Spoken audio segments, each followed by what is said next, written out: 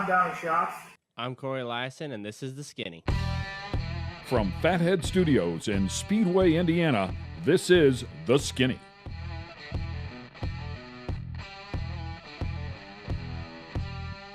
Hey guys, once again, welcome to The Skinny. Ken Stout and Rico Elmore, as always, and two great sprint car drivers have joined us in the studio. The guy that finished third in the points with the All-Star Series 1 year ago is Cory Eliason, and then out from North Dakota, one of the Fat Cats, one of the greatest of all time, certainly put his name in the top of the charts with the Hall of Famers. We also welcome the 10-time World of Outlaw champ, Donny Schatz. Don, how's things going out westward there? As good as to be expected.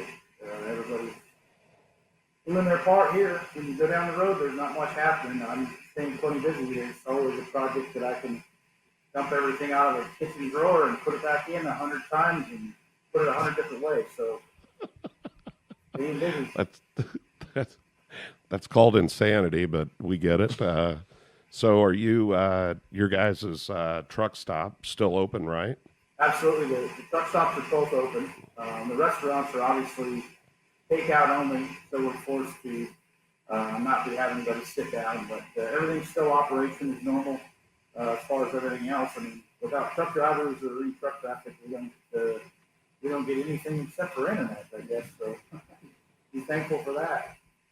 And we do thank the truckers out there, because I got news for you. Right now, what's going on, there'd be no way to catch up with all these supplies and everything that would need to go out. I'm a former trucker. Ken is a former trucker. And Cory is aspiring to be a trucker, but he can't pass the test. Donny, we hear about the young guns that are coming through the ranks these days, and it's not uncommon to hear of a 14-year-old sprint car driver, 15-year-old sprint car driver.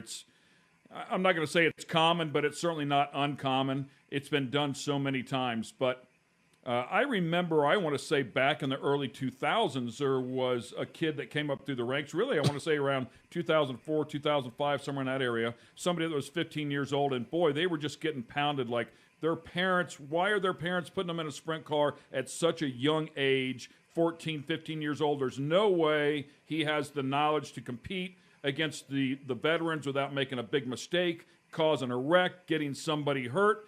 And then I'm reading a little bit on this guy named Donny Schatz, and back in 1993, you were 15 years old in your first sprint car race.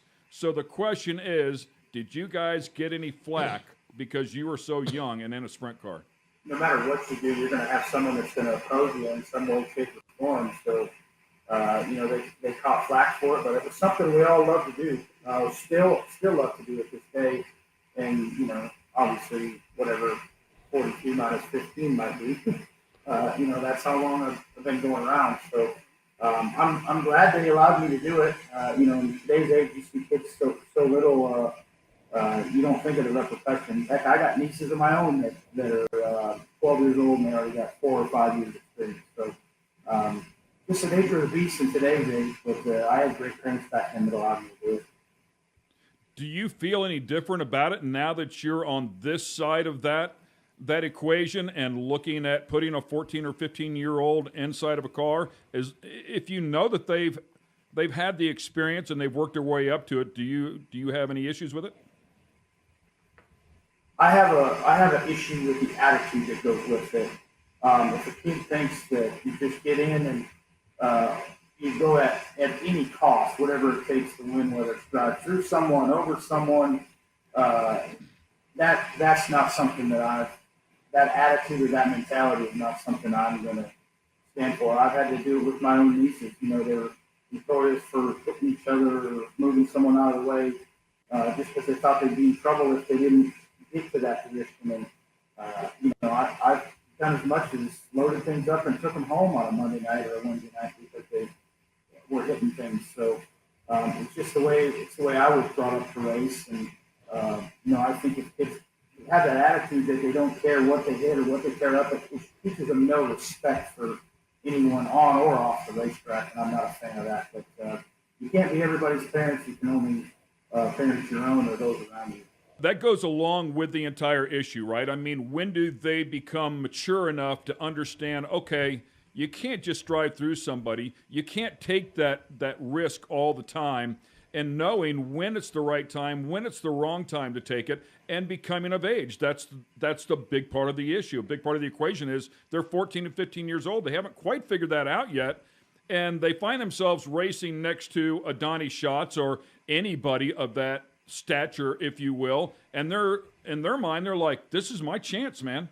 I'm gonna go for it right here, and I'm gonna beat this guy and show him, prove to him that I belong out here. But they're just not quite mature enough. And I'm not knocking it. I'm really not knocking it, because there are some young, talented drivers out there that do possess the ability to do it and make really good decisions, amazing good decisions, to be honest with you. But, man, it's so hard to draw that line because you can't get one without getting some of the other.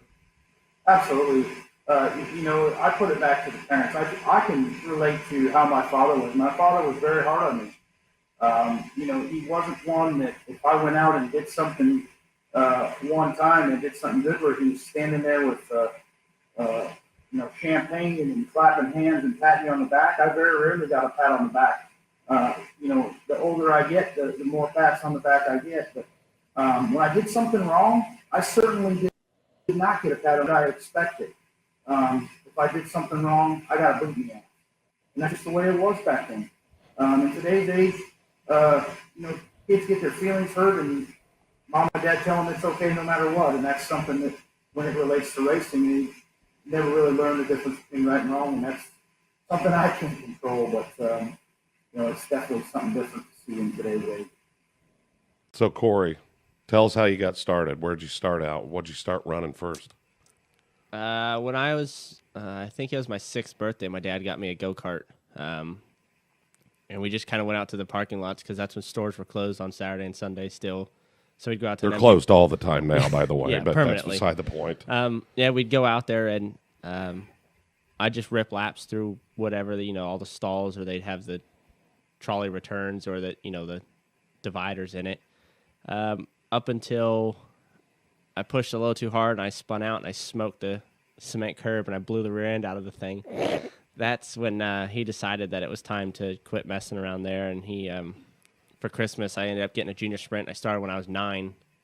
And from there, I just kind of progressed up, in the ranks of micros, moved forward until 16. And that was, I think it was more of a time, avoiding keeping me busy and keeping my parents busy with me, so they didn't have to really worry about me. So basically, once I turned 16, it was kind of, if you still want to do this, you need to go out and find money to help, because we can't keep doing it. It was more of I think this will be good to keep them busy, but they didn't expect it to go as far as it did. So you were friends with the Swansons, which was hilarious. I had no idea.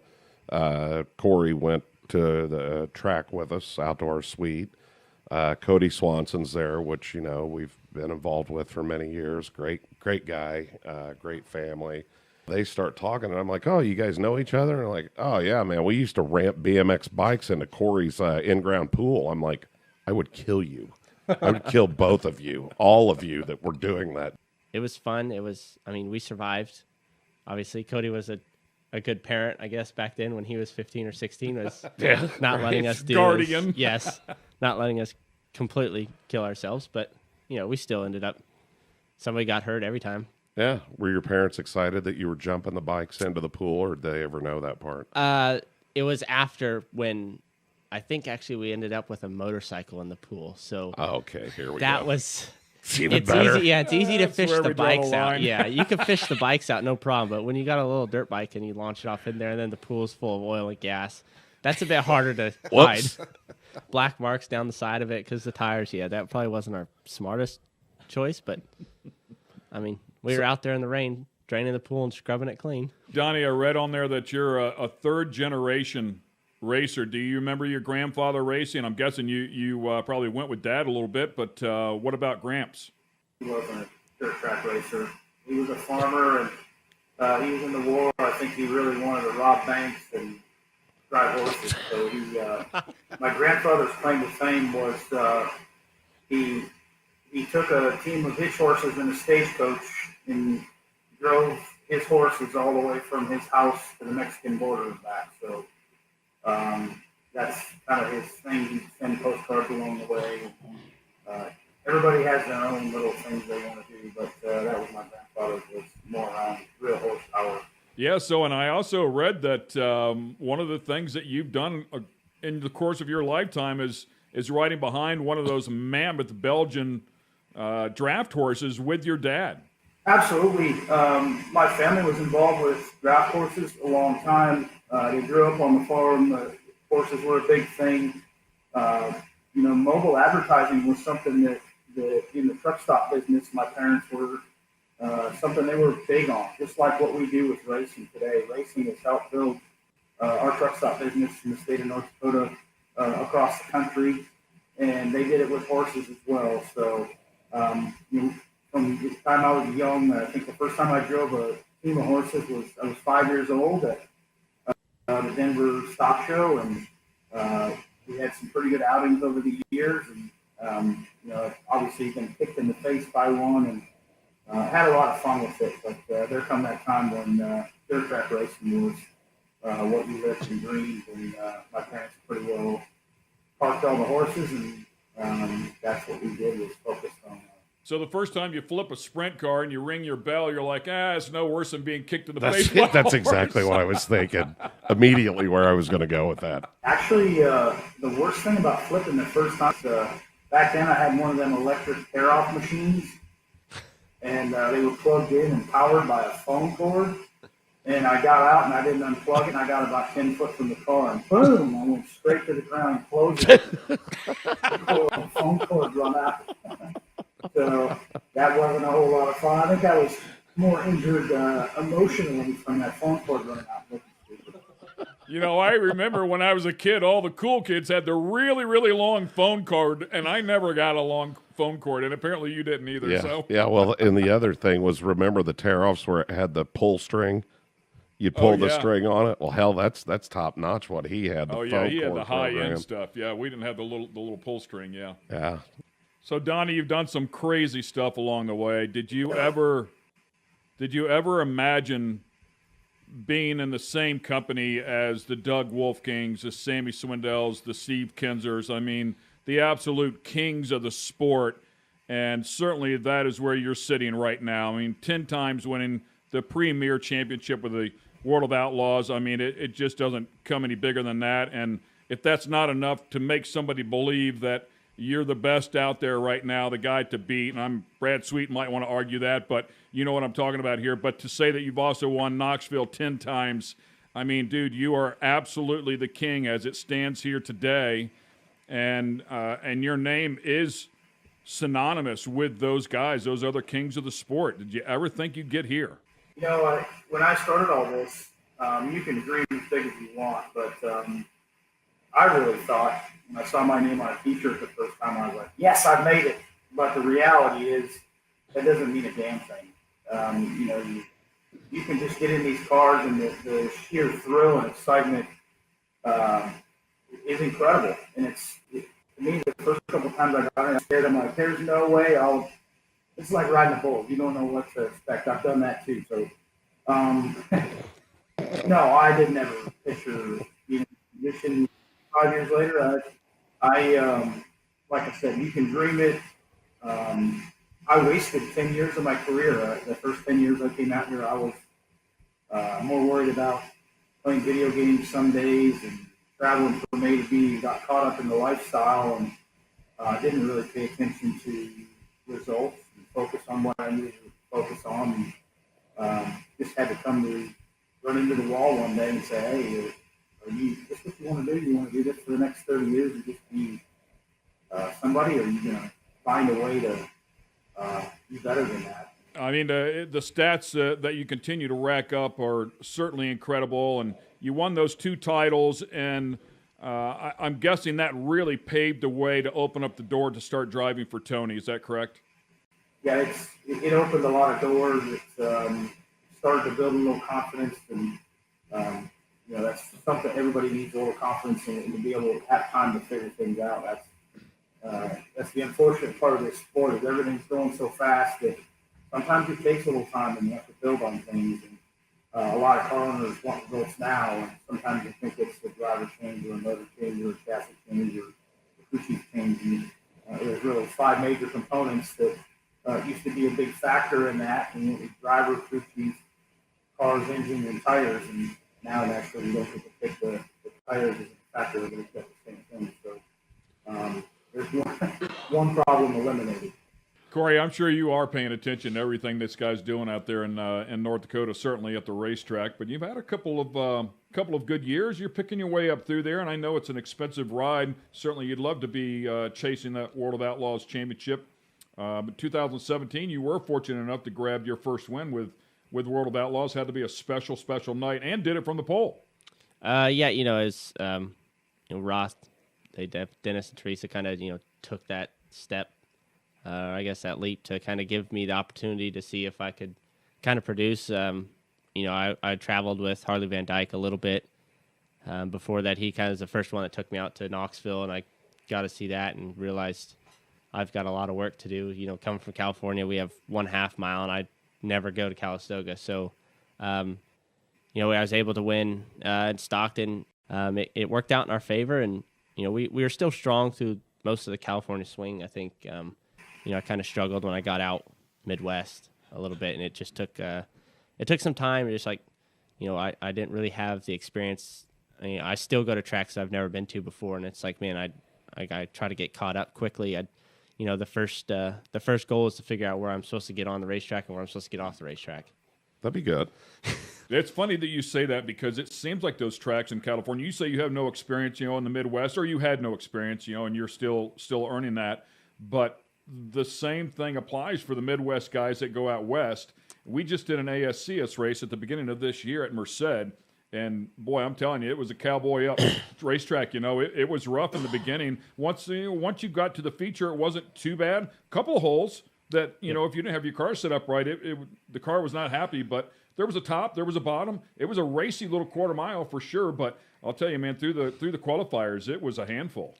Being that I'm able to come from California and have the rough, big curb, cowboy up style racetrack or mentality, I think it's going to help, as the more races I get to run out here and the more opportunities I have, I think as myself as a driver, it's helped me tremendously just because when we get in those situations where it's a big curb or it's rough hooked up, most of the times, you don't get that out here. So I'm able to say, okay, well, this is what we can do, or this is what I think we need to do. And it's easier for the crew chief to say, okay, yeah, we'll try that, just because, that's more of my background than his. So, everyone has to work together, and that seems to be, kind of the spot that I can, close in on and bring to the team. When you see somebody like Schatz out there and you have an opportunity maybe to watch him in a heat race or a qualifier or something like that, or you're up on the fence, is that a guy you watch? What are you looking for?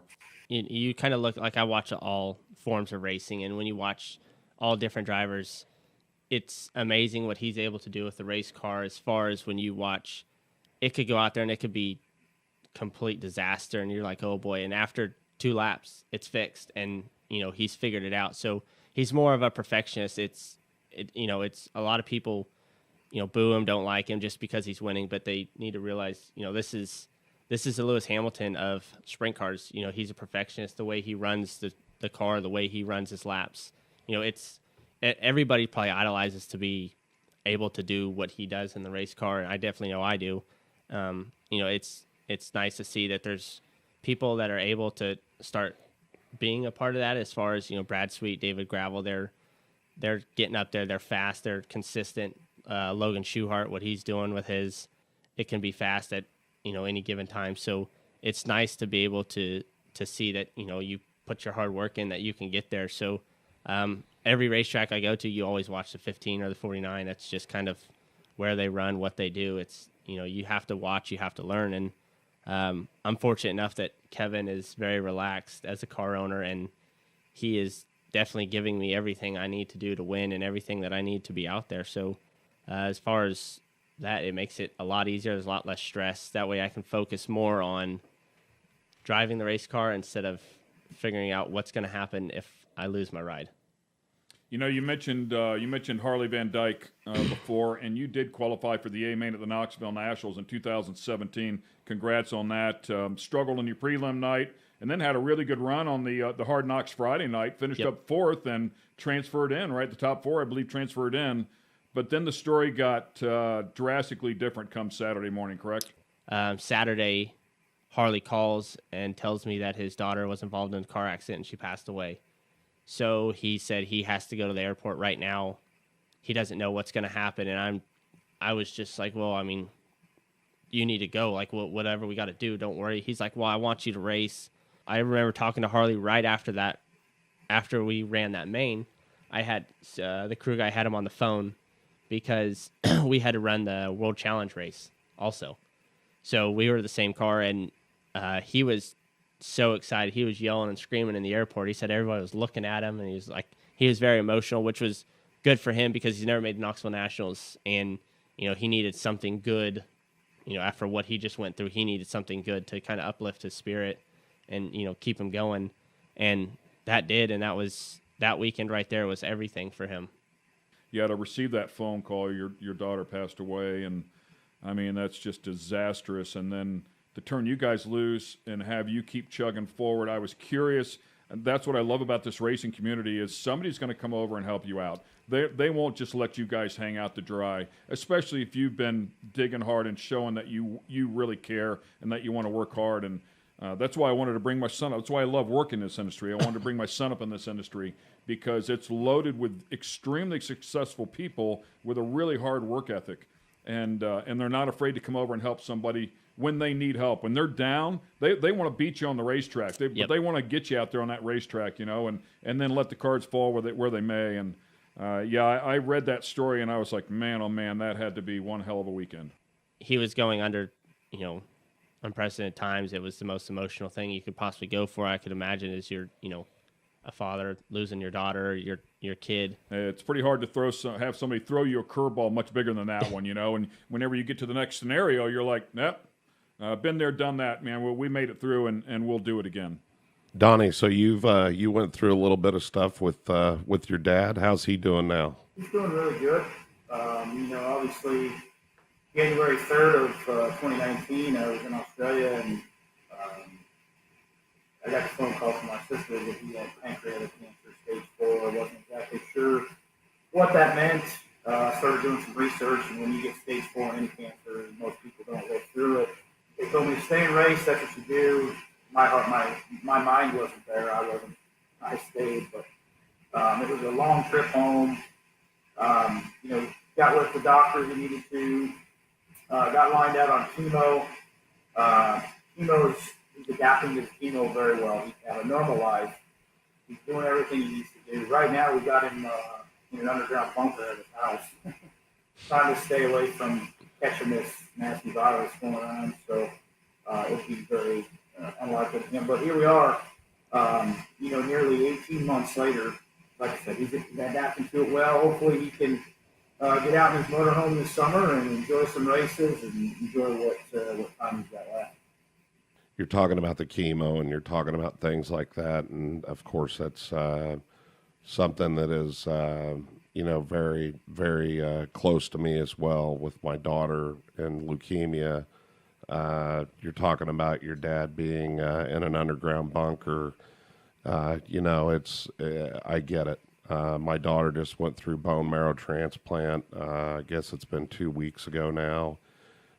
We did receive word 2 days ago that it's starting to take, that her numbers are going the right way now. But I'm telling you, man, there's nothing guaranteed in life. And everything that we've went through with it. I know what you're dealing with, and Ken dealt with something very similar with his daughter Shay when she was an infant. And I'm telling you, it doesn't matter if you're an infant, if you're 28 like my daughter, you're at the age of your father. It doesn't give a shit, man. It'll come after you, and I admire you spending the time and everything out there and making that time. not to get on the downside of things, but I lost my dad in 2011 and my oldest brother all within the same month, and there isn't a day that I don't think about it, and to go through this with my oldest daughter has been it, that I say that those those things with my brother and my dad definitely defined me. It changed me. It changed my life, and then when this whole thing happened with my daughter, it definitely opened my eyes to a lot of things didn't really mean as much as you really thought they did. So, I hope your old man can get out there and get doing his thing out on the road. I know you guys have spent many years out there doing that, maybe you can help Cory win more races in Australia since you won all of yours and he barely could win one of his. I was listening to the Dennis story, and you didn't have to tell me that was Dennis, and I could have told you it was, but you should have just said, "Hey, Dennis, hold my beer. Go stand in the infield. Make sure it's cold when we get out there."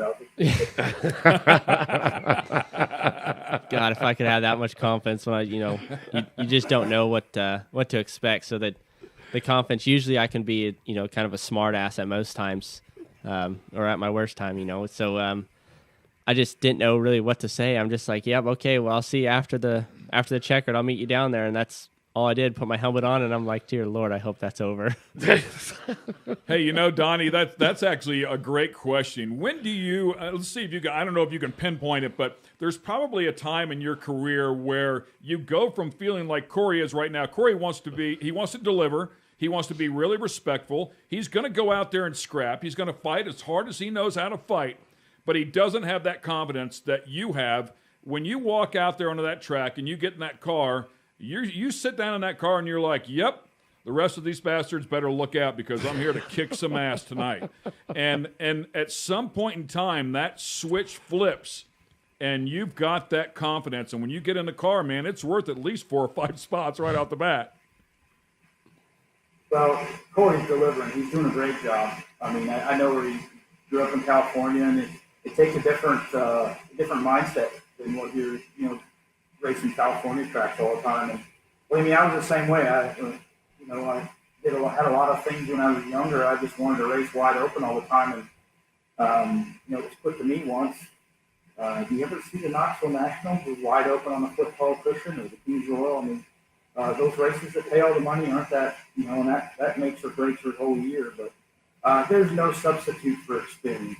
And Cory's getting to that point where he's getting more and more experience, and he's doing a phenomenal job. I think what they've done was going and running the All-Star deal, getting to race those races and the Outlaw races. You can go do both. I think it's probably a better scenario than being locked down to one national touring series like the World of Outlaws, where you're guaranteed to 95 nights. Because the problem with that is when you're trying to race 95 nights a year for a championship or points or whatever, there's no reset button. Everybody's going to go through a stage where something doesn't happen right, or you're tearing up cars, or you're doing this. But you can't hit pause or up, down, BA, select, start like you could in Super Mario Brothers back in the day, and restart where you want to. It's everybody pretty much has to do it on the road from motel parking lot to motel parking lot, and with a group of guys that get disgruntled when things don't go right. So there's no substitute for that. So when you can go and not be committed to something, I think it's your best opportunity to get the most experience. And obviously it's working well for him, because I don't see anybody else in Cory's position right now that's doing any better job than he. Yeah, solid effort last year, by the way. Congratulations. Top 3 there in the All-Stars, and a couple of wins along the way. Rookie of the Year. Yeah, All-Stars. I mean, dude, I agree with you. I mean, I think one of only 3 guys, the top 3 guys, to make the feature every night, and 40 features along the way, and then an amazing number of rainouts. And there were 20 rainouts last year, which is unbelievable, unheard of, really. But still a great effort there, man, for sure. Congratulations. So how'd you run at Volusia this year?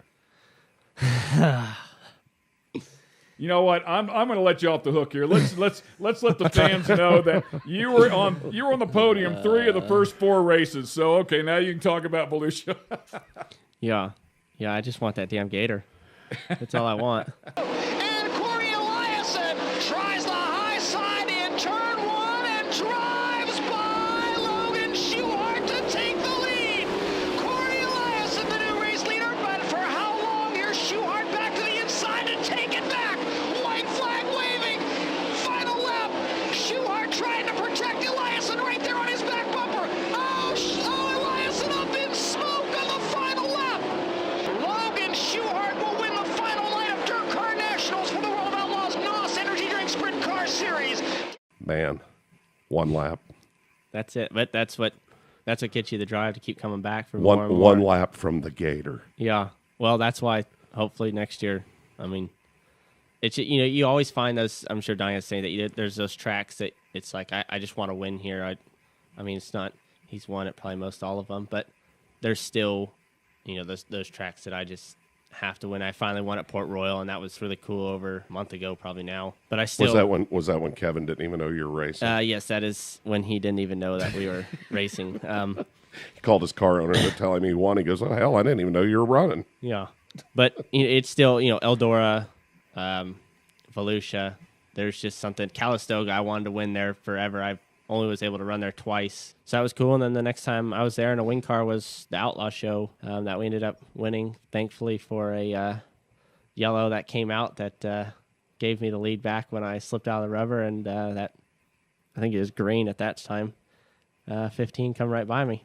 They'll race through 3 and 4 and down to the white flag. Donny Schatz has one lap to make it happen. They touch out of turn 4.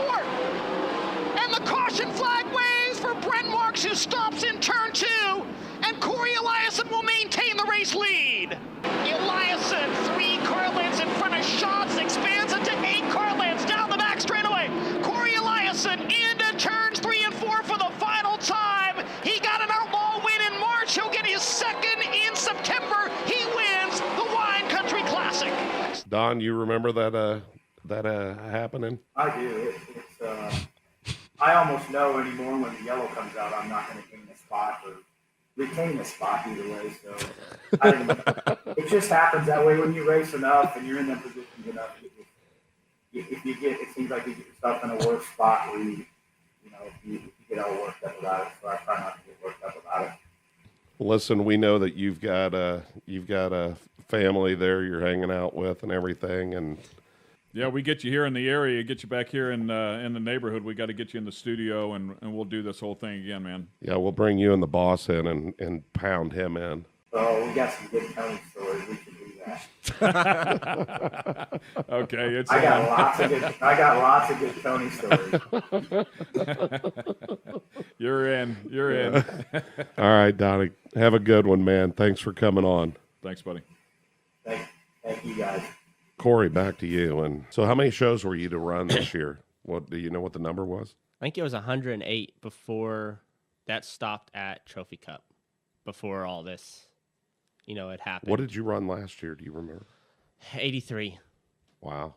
Added quite a few. That was my biggest year. Yeah, I mean, up until it's tough to, say the numbers because people don't believe it. But up until Harley, took me out on the road in 2017, I think the most I was able to race a sprint car in 1 year was 25 nights. Talked about because now you've seen both sides of it.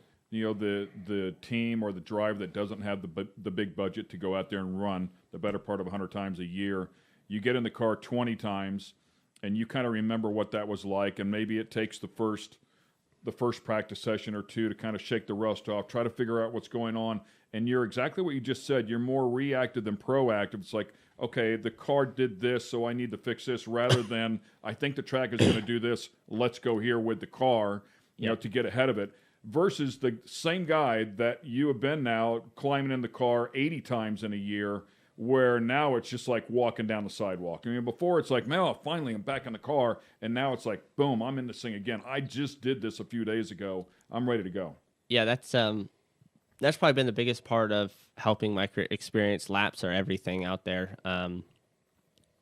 This up until we had this pandemic, I had a 3-week break, I think, from the time I quit racing in the States till I went over to Australia. I went and raced in Australia, come back, run all of Florida, run Volusia and East Bay, then East Bay 360s. And that Sunday, I flew out and flew back to Australia. Yeah, and it's no easy task down there. I, of course, rib on you about it, but, I mean, people don't get it. One, you're a stranger in a strange land, even if you've been there 3-4 years, right? Yep. But you're a stranger in a strange land. You've got a different group of people that you're working with. It's totally different than the people you work with all year for 80 whatever races. There's more teams there that have the nice rigs, have all the good equipment, and race as much as they can. They're absolutely crazy about it over there. Yeah. I mean, like, that is their NASCAR, IndyCar deal. There's a lot of good talent down there, and it's still nice that there's still teams that want to bring drivers from America over to still race. Thanks, brother. Yes, thank you. Well, we're going to wrap it up here, Carl, and give you the rest of the day off. Thanks for watching this episode of The Skinny. Be sure to check out all the latest sun and optical eyewear at fatheads.com. Special thanks to our sponsorship partners at Elliott's Custom Trailers and Carts.